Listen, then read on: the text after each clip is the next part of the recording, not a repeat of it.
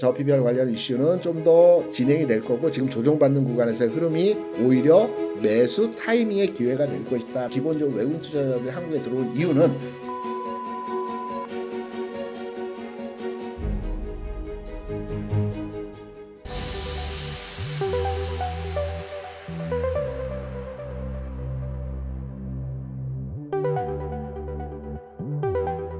우리 시장은 환율하고 굉장히 크게 연동되어서 움직입니다. 네. 짧게 보면 오늘 환율이 얼마가 올랐고 뭐 지수가 빠졌고 이런 부분의 흐름이 아니고요. 좀 길게 흐름을 판단해서 시장과 연동된 환율의 움직임을 우리가 해석할 수 있거든요. 네. 우리나라 주시장은 환율이 내려가야지만 좋습니다. 쉽게 말씀드리면 네. 올라가면 뭐 일시적으로 주가가 올라가기도 하겠지만 기본적인 트렌드는 상승으로 만들어내지 못해요. 환율이 빠질 때. 네. 짧게 환율만 말씀드리겠습니다. 환율 하면 우리가 이제 외국 갈 때나 바꿔봤지 환율을 잘 모른다고 하시는데 긴 흐름에서 환율 말씀드릴게요. 환율은 IMF 때 2,000원 고점 찍었어요. 그리고 쭉 내려 1,000원까지 내려갔어요. 그리고 금융위 2008년 금융위 때 1,600원까지 쭉 올라갔습니다. 그리고 금융위가 안정되면서 다시 1,100원, 1,000원까지 또 내려왔어요. 그리고 팬데믹 상황에서 1,400원까지 또 올라갔어요. 네. 그리고 지금은 올라간 상태에서 안 내려오고 1,350원, 1,400원 여기서 왔다 갔다 오고 1,444원이 이제 고점인데 여기서 왔다 갔다 해요. 내려가야 됩니다. 궁극으로 내려가야 돼요. 네. 외국인이 경제 상황이 호전되는 국내 주식을 사고 있는 이유도 주시장에 들어온 이유도 앞으로 환율이 내려간다는 전제로서 외국인이 주식을 사는 겁니다. 네. 외국인은요 한국의 삼성전자가 기업 가치가 좋고 장사를 잘해서 돈을 많이 벌 거라고 해서 삼성전자 주식을 사는 게 아닙니다. 왜? 삼성전자보다 나은 기업들이 전 세계에 널렸는데 굳이 왜 삼성전자를 삽니까? 물론 삼성전자가 그 중에서 탑은 아니지만 그 탑 5에 들어가겠죠. 네. 더 좋은 종목들이 있어요. 근데 삼성전자 주식을 사는 이유는 삼성전자를 보고 사는 것이 아니고요. 한국을 사는 입장에서 주식을 사는 건데 한국을 사는 주식 시장에서 사는 이유는 환율 때문에 그렇습니다. 환율. 외국 입장에서 쉽게 말씀드리면 2,000원의 환율이라고 우리가 가정을 하고요. 앞으로 환율이 1,000원까지 내려갈 거라고 시장에서 관측을 하고 시장 전망이 나와요. 이 전망에 대한 내용들은 경기가 좋아지면 환율이 내려갑니다. 네. 좋아지면 이거 기본적인 원리니까 이건 아시겠죠. 그럼 경제 상황이 좋아질 거라고 판단한다면 지금 환율 대비해서 환율이 내려갈 거라는 대전제를 우리가 확인할 수 있죠. 네. 그러면 지금 환율이 2,000원이야. 네. 근데 오랫동안 경기가 좋아질 것 같아. 내년까지도 조금 이어질 것 같아. 1,000원까지 내려갈 것 같아. 그러면 달러를 가지고 한국에 들어옵니다. 1달러를 바꾸는데 2,000원을 한국에 줘요. 2,000원을 딱 가지고 삼성전자를 사요. 네. 2,000원을 가지고. 원래는 채권을 샀다가 채권을 파생으로 하고 파생을 주식으로 사는 게 일반적 외국인들이 그 운용하는 그 프로세스거든요. 근데 간단하게 그냥 삼성전자만 샀다고 해요. 삼성전자는 주가 좀 빠졌다고 쳐요. 우리가 예를 들어서. 네. 그리고 환율이 1,000원 갔어요. 예상한 대로. 그러면 삼성전자를 뭐 한 5% 10% 손실 보고 팔았어요. 팔고 이걸 달러로 다시 바꿔요. 그럼 어떻게 될까요? 엄청난 이득이 있고 두 배 이익이죠. 네. 그러니까 앉아서 1달러 가지고 2,000원으로 바꿔서 1,000원이 갔는데 이 1,000원이 2달러가 돼버린 거죠. 그렇네요. 두 배 수익이다. 삼성전자 10% 5% 이 정도 빠진 거는 뭐 문제가 아닙니다. 그래서 기본적으로 외국인 투자자들이 한국에 들어온 이유는 환 변화에 따른 매매입니다. 그래서 앞으로 경제 상황이 좋기 때문에 환율이 내려가는데 지금 일시적으로 올라가는 거는 엔화와 연동된 흐름들입니다. 기관들이 매도하고 있는 건 일시적인 엔화와 연동된 매매인 겁니다. 기관은 분명히 조만간에 바뀝니다. 이 스탠스가. 그러면 이때 주식시장에서 종목들이 확 움직입니다. 우리 이 타이밍을 딱 변곡점만 잡아서 미리 사야 되는 거죠. 요 기준인 거죠. 네. 그래서 쉽지 않습니까? 환율이 떨어질 때 사라. 떨어지는 때 사는 게 아니라 떨어지기 직전에 우리 미리 예측해서 미리 그 사라. 저점을 딱 잡아야 되는 거죠. 그 저점에 대한 부분들이 나올 수 있는 환경들을 제가 말씀드렸지 않습니까? 네. 방금 전에. 네. 그래서 지금 그림 한번 보시죠. 내용은 제가 말씀드렸으니까. 우리나라 주식시장은 지금 보시게 되면 아까 말씀드렸던 이게 IMF 시점에서의 그 환율은 없는데요. 이게 1,600원까지 갔던 금융위기입니다. 네. 환율이 올라갔죠. 올라갈 때는 주가 빠집니다. 환율이 내려갔죠. 주가 상승합니다. 네. 횡보 구간에서는 같이 횡보합니다. 특별하게. 네. 환율의 변화가 없으면 같이 횡보합니다. 선후를 따지면 환율이 먼저입니다. 여기서 마찬가지죠. 환율이 상승하는 과정 주가 빠집니다. 그리고 최근에는 박스에서 등락하고 있습니다. 지수도 일정한 박스 구간이죠. 근데 제가 답을 말씀드렸죠 미리. 우리나라 경제 상황이 IMF든 OECD든 올해 경제 상황을 2.2, 2.3을 보고 있어요. 지난해 1.4% 경제 성장했어요. 경제가 좋다라는 얘기예요. 올해는 네. 일단은 네. IMF나 OECD가 단순하게 느낌으로 감으로 2.2% 한국 성장할 거야 이렇게 얘기하지는 않아요. 네. 반도체라든가 한국 경제 상황이라든가 한국이 보유한 외환 보유고라든가 뭐 등등등 여러 가지 기준을 가지고 해석을 해서 성장률을 판단합니다. 그리고 거의 맞아요. 네. 이게 지난해도 IMF하고 OECD가 한국의 경제 성장률을 1.4% 예상을 했어요. 저는 우리나라 1.4가 나오겠어? 성장 우리나라가? 그런데 진짜 1.4% 성장을 했어요. 이런 전체 거시적인 내용들의 판단 기준으로 얘기를 합니다. 그래서 이런 데이터를 근거로 해서 판단해 보게 되면 경제 상황이 호전되고 환율은 내려갈 가능성이 굉장히 큽니다. 다만 단기적으로 엔화에 대한 비정상적인 흐름에 따라서 기관이 매도를 하고 있는 흐름인데요. 엔화 방향성은 여러분과 우리가 체크하면 되죠. 매일매일 시세 보면서 엔화가 152엔을 돌파는 하겠지만 이 돌파한다고 연속적인 게 아니라 일시적이다. 돌파했을 때부터 살 준비를 하면 된다. 그리고 꺾일 때 들어가면 된다. 엔화가 지금 꺾인다. 지금 사면 된다. 너무 쉬운 겁니다. 뭘 사냐? 삼성전자는 지수 3,100, 3,000포인트까지 미리 뽑아줬다. 그럼 다음 종목은 삼성전자 동생들이다. 전기전자, 이차전지, 많이 말씀드렸잖아요. 그 중에 전기전자가 먼저 갈 것이다. 지수를 끌어올리는 측면에서. 네. 전기전자에 대해서 삼성전기, LG전자 좋다. 이 기준점인 겁니다. 타이밍을 잡으면 됩니다. 그러면은 네. 이제 이렇게 외국인도 지금 들어온 거는 이제 한국 경제 성장률이 좋다고 보는 거니까 당연하죠. 개인도 지금 사야겠네요. 개인이 네. 환차익으로 수익을 내나요? 또 그런가요? 그런가 보다. 개인이 그러니까 자산이 맞네요. 외국 입장에서는 뭐 수십조, 수백조의 자산을 한국에 투여하면서 환율이 1,400원에서 1,100원. 우리나라 그 20년 동안 평균 환율이 1,150원입니다. 1,100원입니다. 그러면 1,400원에 1,100원이면 300원이고 한 대략 20% 수익이 나요. 네. 물론 20% 수익률도 큰 건데 개인이 환차익에 대한 시세 차익과 전반의 흐름을 판단해서 20% 수익을 1년이 될 수도 있고 2년이 될 수도 있는데 목표 수익으로 한다? 조금은 답답하죠. 네. 근데 이게 100조면은 20%면 20조이지 않습니까? 지난해 시스타들이 우리나라 이제 전 세계적으로 가장 그 블랙락이 가장 큰 운용사고 시스타들의 가장 큰 그 헤지펀드지 않습니까? 네. 지난해 한 해 동안 이 운용을 세계에서 제일 잘하는 시스타들이 26% 수익 냈어요. 엄청난 사상 최대의 수익률이라고 그랬어요. 그러니까 기관 투자자들은 평균 수익률 자체를 종합지수 대비해서 약간 높은 수익률이고 헤지펀드들은 그보다 좀 더 높은 수익률을 원하는데 26%면 굉장히 높은 수익률이거든요. 네. 환차익으로 20% 수익 난다? 이거는 대박인 겁니다. 네. 근데 개인이 그걸 추종해서 따라한다? 만족할 만한 수익률 아니죠. 그럼 개인들은 지금 어떻게 해야 돼요? 개인들은 시장이 변화하는 거에 따라서 좀 더 탄력적이고 운용적 측면에서 빠르게 움직일 수 있는 종목에 투자해야 되는 거죠. 환율에 대해서 우리가 방향성과 흐름들은 읽어냈기 때문에 외국인들만 알고 있는 게 아니라 우리 웅달책방 애청자 여러분들 다 읽어냈지 않습니까 이제? 네. 그들의 의도를 다 판단했어요. 네. 그러면 의도를 알았기 때문에 거기에 대해서 대응만 하면 됩니다. 지금은 단기적으로 조정을 받고 있지만 조정 이후에 상승폭의 흐름이 나타날 것이다. 이거는 엔화에 연동된 흐름으로 읽어내면 될 것이다. 네. 종목은 삼성전자 뽑아줬기 때문에 3,000포인트 가는 과정에서 동생주들이 돌아가면서 상승할 것이다. 이거 딱 정리됐지 않습니까? 네. 그럼 대표님 동생주 좀 알려주세요. 전기전자가 먼저 움직인다 말씀이죠. 네. 전기전자 대해서 1차적으로 운영하시고 순환매가 나옵니다. 네. 동생들이 계속 가는 게 아니고요. 전기전자가 먼저 갈 것 같아요. 분위기상으로는. 전기전자가 먼저 하고 그 다음에는 그 다음 타자를 한번 판단해봐야 되겠죠. 근데 단 이거는 있습니다. 그러면 플랫폼 네이버 카카오는 언제 가냐? 요거는 정답이 나와 있어요.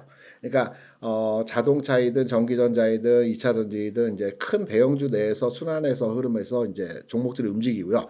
그리고 나서 플랫폼이 갑니다. 원래 패턴이 그렇게 움직였습니다. 그러니까 시작은 전기전자인 거는 제가 어느 정도 알겠어요. 네. 끝은 플랫폼인 것도 알겠어요. 근데 중간 단계에서 2차전지 셀사들이 갈지 자동차가 갈지 요거는 이제 상황 판단을 해야 될 것 같습니다. 그래서 처음과 끝은 어느 정도 확인이 되는데 중간 단계는 시장을 보면서 판단을 하자, 해석을 하자 이렇게 말씀을 드릴 수가 있겠죠. 네. 그러면은 그 자료 준비해 주신 거에 보면은 네. 우리금융지주도 있는데 금융주도 좀 가는 건가요? 제가 우리 웅달책방 애청자 여러분들을 위해서 준비한 자료를 다 말씀드리면 한 한 10시간 말씀드렸어요. 우리금융 말씀하셨으니까 네. 우리금융 한번 설명을 드려볼게요. 기업 밸류업 프로그램이라고 이제 뭐 다 아시지 않습니까? 절대 끝난 게 아니고요. 은행주들은 이 밸류업 프로그램의 최대 수혜주로서 최근까지 주가 움직였습니다. 네. 올 한 해에 있어서 이 밸류업 프로그램에 관련된 종목들은 계속해서 움직일 겁니다. 네. 1, 2, 3월에는 저 PBR 이슈로의 주가 움직였죠. 5월부터는 기업 그 지배구조 개선과 관련된 종목들로의 주가가 움직일 겁니다. 네. 그러니까 무슨 말이냐면 일본이 똑같이 그랬어요. 우리나라 기업 밸류 프로그램을 일본의 제도를 그대로 벤치마킹 해 와서 내용까지도 똑같이 현재 정부에 진행하고 있다라는 말씀들을 제가 아마 드린 것 같은데 일본에서도 처음에는 저 PBR 종목 중심으로 해서 주가 부양을 시켰고요. 두 번째는 기업 지배구조. 그러니까 뭐냐면 지배구조라는 게 다른 게 아니고 승계입니다. 승계. 네. 그러니까 2세, 3세로 기업을 이제 승계하면서 이 과정에 상속세가 너무 높은 거예요. 뭐 많이 벌면 많이 내야죠, 당연히. 많이 내야 되는데 그들 입장에서 높다라고 생각하는 거죠. 우리나라 상속세가 50%고 일본은 55%입니다. 요거를 없애주는 게 아니고요. 이연시켜주거나 연부연납과 비슷하게 연납 형태로 제도를 바꿔주는 겁니다. 일본은 이 과정에서 회사법을 2번 고쳤어요. 우리나라도 5월 정도에는 이 관련의 상법을 고칠 것으로 판단되고 있어요. 왜? 제가 정부는 아니지만 지난 한 2, 3주 전에 정부에서 이런 내용을 발표했어요. 기업 밸류업 프로그램에 적극적으로 동참하는 기업에 대해서는 법인세를 유연하게 조정시켜 줄 수 있고 개인에 대해서는 종합소득세를 분리과세해서 줄 수 있다. 이걸 5월에 논의하겠다라고 얘기했어요. 네. 그럼 5월에 어떤 이와 관련된 내용들이 구체화돼서 발표될 가능성이 있다라고 보고 있거든요. 이 발표 내용 중에서 가장 기업들이 지금 현재 고민점을 가지고 있는 게 승계와 관련된 지배구조 개선입니다. 그래서 우리가 보통 지주사들의 주가가 안 움직이는 이유가 내가 승계하기 위해서 그 주가 안 올리는 겁니다. 계속 눌러놓는 거예요. 일부러. 그래야 나중에 2세, 3세한테 싼 가격에 넘기는 거죠. 네. 승계가 되고 나면 주가 올라가요. 아, 네. 대표적인 게 삼청당 제약 있지 않습니까? 아. 삼청당 제약이 뭐 먹는 인슐린 약품도 있고 뭐 시밀러 복제약도 있긴 하지만 이런 재료들도 있긴 하지만 기본적으로 지난해 승계가 끝났어요. 삼청당 제약. 승계가 끝났기 때문에 주가 올라가는 겁니다. 이런 내용으로 이제 5월에 발현될 것 같고요. 이제 그러면 다시 돌아와서 우리금융지주를 한번 설명드리겠습니다. 그림 같이 보면서 설명을 드릴게요. 저 PBR 관련해서 주가의 움직임은 계속해서 움직임이 진행될 겁니다. 첫 번째, 일본의 모델을 그대로 차용했다고 했죠. 일본의 미쓰비시 은행이 이제 시총 3위 기업인데 이게 22년도 일본에서 기업 밸류 프로그램이 작동했을 당시에 PBR이 일본 기업임에도 불구하고 0.3이었어요. 일본도 우리와 비슷하게 은행주도 굉장히 저평가되어 있었습니다. 이런 과정에서 그 PBR 수준이 시차는 1년 반, 2년 가까이 시차 걸렸지만 0.3에서 0.6이 됐고요. 0.9가 됐습니다. 그 과정에서 주가 올라가고 조정받고 올라가고 조정받고 이 과정이었어요. 한 2.5가 올라갔거든요. 지금 보면 우리금융도 있고 KB금융도 있고 은행주들 많아요. 근데 약간은 이제 탄력적 측면에서 주가 상황을 우리가 판단해 볼 때 뭐 KB금융도 좋고 우리금융도 좋습니다. 그런데 이제 우리금융 예를 들어서 말씀을 드리려고 하는 겁니다. 일단 저 PBR 이슈가 발현되면서 은행주들이 가장 각광받으면서 주가가 올라갔고 PBR도 회복이 됐죠. 네. 회복이 됐지만 아직도 0.33입니다. 네. 0.4 수준까지 올라갔다가 3까지 내려온 상태입니다. 그러면 또 간단한 말씀드렸죠. 이게 올 한 해 동안 저 PBR 종목들이 계속적으로 주가 상승과 가치의 회복을 통해서 올라가는 과정이 진행될 겁니다. 그러면 지금 시점 우리금융지주 같은 경우에도 현 시점에서의 주가 상황 지금 현재 한번 오늘 주가는 아니고 어제 주가로 알고 있습니다. 14,000원 전후 그러니까 요 가격 근처에서는 들어갈 만한 타입니다. 또 갑니다. 또 우리가 항상 후회하는 게 뭐냐면 그때 봤어 살까 했어. 근데 못 산 거죠. 안 산 거고 못 산 겁니다. 그냥 보기만 한 겁니다. 네. 눈으로 사고 눈으로 매매. 우리가 눈으로 매매하지 말라고 많이 얘기를 하거든요. 네. 이 흐름에 대한 내용을 판단하셨으면 엔터를 눌러야 되는 겁니다. 그래 내 종목이 되는 거거든요. 네. 그때 사고 그때 팔았어. 눈으로 사고 눈으로 팔았어. 이건 아무 의미 없습니다. 그래서 네. 우리금융 관련된 저 PBR 관련 이슈는 좀 더 진행이 될 거고 지금 조정받는 구간에서의 흐름이 오히려 매수 타이밍의 기회가 될 것이다라고 판단되는 지점에서의 흐름입니다. 네. 관련주들 계속 관찰하고 추적해야 되는 겁니다. 우리금융 말씀을 드렸던 부분이고요. 삼성전기 아까 전기전자를 말씀드렸기 때문에 한 번 더 말씀드리면 오늘 좀 주가가 이제 추가적으로 주가 빠지긴 했어요. 근데 삼성전기하면 어떻게 생각하실지 모르겠지만 한 2, 3년 전에 개인이 선호하는 전기전자 업종의 종목이고 주가가 굉장히 탄력적이었어요. 그러니까 주가가 굉장히 대형주임에도 불구하고 굉장히 개별 소형주처럼 가볍게 그렇다고 상한가를 치지는 않았지만 네. 가볍게 그러니까 전기전자 업종 내에서 개인 선호주이고 주가가 거기에 부응하는 형태로의 가격을 보여주는 종목이 삼성전기입니다. 삼성전기는 지난 한 해 동안 주가 안 움직였어요. 네. 박스에서 계속 제자리 걸음이었습니다. 정말 지치도록 그렇게 움직였죠. 네. 왜 그러냐면 지수가 시장이 지난 한 해 동안 박스 내에서 움직였지 않습니까? 그래서 안 움직였던 거고 올해는 움직인다라고 말씀드렸죠. 삼성전자가 3,000포인트까지 지수를 먼저 가리켜줬다라고 말씀드렸죠. 그럼 전기전자의 삼성전기가 이제 움직여야죠. 가볍습니다. 탄력적입니다. 재료 가치도 여러 가지가 있어요. 그래서 움직임이 진행될 수 있는 전기전자 업종 내에서 좀 우호적으로 우리가 판단해서 접근해볼 만한 종목은 삼성전기라는 거죠. 이런 맥락으로 뭐 재료는 이전에는 MLCC였지만 지금 뭐 유리기판 뭐 상용화는 아직 좀 멀었지만 뭐 이런 내용들이 부각이 되겠죠. 실적 계속 좋아지고 있는 회사고 뭐 전환점이 만들어질 상황이기 때문에 삼성전기에 대한 관심도 가져가야 된다는 측면으로 말씀을 드렸던 거죠. 아 그렇군요. 네.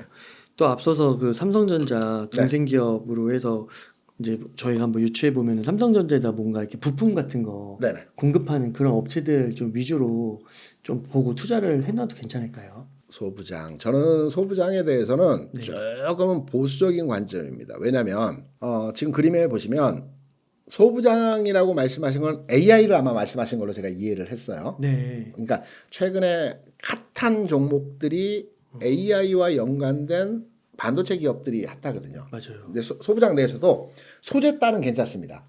한솔케미칼, 동지세미컴 요 부류들의 그 소재단 종목들은 갑자기 한 종목 그 솔브레인 네. 이 종목들은 소재단의 종목들은 좀 더 가야 됩니다. 네. 소재단은 왜 가야 되냐면 소재단이 간다는 것은 디램 가격의 상승과 디램의 매출이 늘어난다는 측면으로서의 왜냐하면 하이닉스가 80% 디램과 관련된 부분이고 삼성전자도 디램에 대해 세계 1위니까요. 네. 디램과 관련돼서 회복되는 단계에서 소재가 먼저 움직이기 때문에 소재단은 관심을 가져야 되겠지만 후공정 분야에서 AI와 관련된 종목들은 우리가 조금 보수적으로 봐야 되는데 그 이유가 뭐냐면 후공정단에서 AI가 움직이기 위해서는 지표인 엔비디아의 주가 흐름에 대한 판단을 가지고 해석을 해야 되잖아요. 엔비디아가 더 갈 거냐에 대한 네. 기준이 가져야 되지 않습니까? 더 갈지 못 갈지는 일단은 다음 실적 발표일까지 우리가 기다려봐야 됩니다. 근데 엔비디아와 아주 유사하게 했던 미국에서 강했던 테슬라의 주가가 어떻게 움직였는지를 한번 판단해보고 엔비디아에 대한 향후 주가에 대한 예측을 이제 우리 애청자 여러분께 스스로 맡겨보려고 제가 이 그림을 준비했어요. 네. 보면 엔비디아가 뭐 한 지금 900불 전후로 해서 왔다 갔다 해요. 네. 970불이 고점이었고 두 번의 고점을 찍었는데 뭐 쌍봉이나 이런 논리보다는 엔비디아가 주가 그 상승의 계기가 나왔던 게 계속 실적 발표였어요. 실적 발표를 전후로 해서 주가가 레벨업 됐어요. 왜? 실적이 계속 상향화됐으니까. 지난 그 2월달에 발표된 실적치에 대한 부분도 시장에서는 그때 200억 불인가요? 예상을 했는데 220억 불, 그러니까 10% 이상의 예상을 뛰어넘는 큰 폭의 매출이 나와서 주가 빵 뛰었거든요. 네. 근데 지금 보시면 이렇게 설명해요. 테슬라가 이게 이제 21년도, 22년도 주가 고점 400불 찍을 때 상황입니다. 네. 이때의 분위기는 엔비디아 못지 않았어요. 엔비디아 이상이었어요. 테슬라가 네. 와 테슬라 뭐 400, 그러니까 40불짜리가 400불까지 가는 과정에서 전기차에 대한 희망적 그 소스들이 굉장히 많이 마련했거든요. 근데 뭐냐면 테슬라의 그 전기차 생산 대수가 최근 한 5년 동안의 흐름을 보게 되면 2023년, 22년, 21년, 20년이거든. 23년, 22년, 21년, 20년이거든요. 네. 50만 대였던 생산 대수가 21년도에 90만 대로 2배 가까이 늘었어요. 네. 여기 실적 발표 있었습니다. 21년 10월에. 그럼 주가 빵 뛰었어요. 근데 다음 실적 발표 있었던 22년 1월에 보면 90만 대가 130만 대. 2배는 아니죠. 50%. 그렇죠. 네. 좀 줄었죠. 네. 여기서부터 이제 곡선이 이렇게 주는 겁니다. 한계요금처럼 주는 겁니다. 그러면 주가가 빠지기 시작했어요. 그리고 180만 대 더 줄었죠. 그러네요. 그러면서 쭉 빠진 거죠.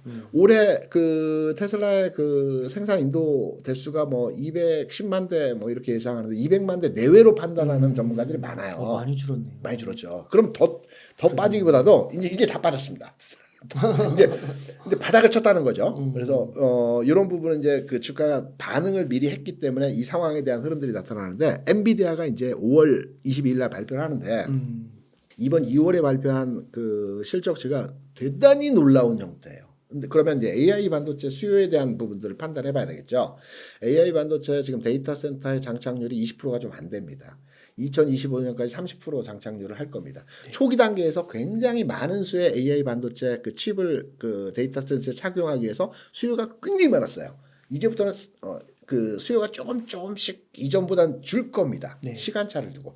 그렇게 되면 엔비디아 실적은 다음 분기 실적에서 우리가 기대치가 워낙 높아져서 이 기대치를 부응하지 못할 가능성이 있습니다. 그렇다면 주가의 흐름이 바로의 흐름은 나타나지 않겠지만 테슬라가 이 고점을 찍는 과정에서 굉장히 시간차를 두고 이런 흐름이 나타났듯이 엔비디아 또한 뭐 여기서 왔다 갔다. 하지만 전제는 이 970불을 돌파하기는 쉽지 않다. 네. 모멘텀이 있어야 되는데 이 모멘텀은 5월 22일 날 굉장히 호실적이 나오면 돌파를 하겠지만 네. 그 이전 단계에서는 계속해서 오르내림의 과정이 진행될 것이다. 그러면 결론이 나왔죠. AI 반도체와 관련해서 지표가 되는 엔비디아의 주가가 신고가를 돌파하거나 어떤 변환점에서의 주가 상황이 나타나지 않는 과정에서 흔들림이 나타난다. 네. 그러면 이쪽에서의 시장 흐름이 약화되겠죠. 그러겠죠. 예. 그러면 이쪽보다는 저는 반도체를 산다면 소재 부분과요. 그다음에 그 삼성전자 기준으로 해서 이제 전통적 그 반도체, 레거시 반도체라고 하는데 뭐 SFA 반도체라든가 네. DB 하이텍이라든가 뭐 이런 종목들의 그 파운드리 하면서 파운드리 쪽 관련된 그 반도체 주가 안 움직이면서 이 반도체 경기가 회복될 때 주가 움직이는 이 종목들을 사셔도 됩니다. 근데 AI와 관련된 최근까지 한미 반도체라든가 등등등 종목들은 타이밍은 놓쳤긴 했지만 지금 사기는 좀 부담스럽지 않겠느냐라는 측면으로서의 이해를 하고 있습니다.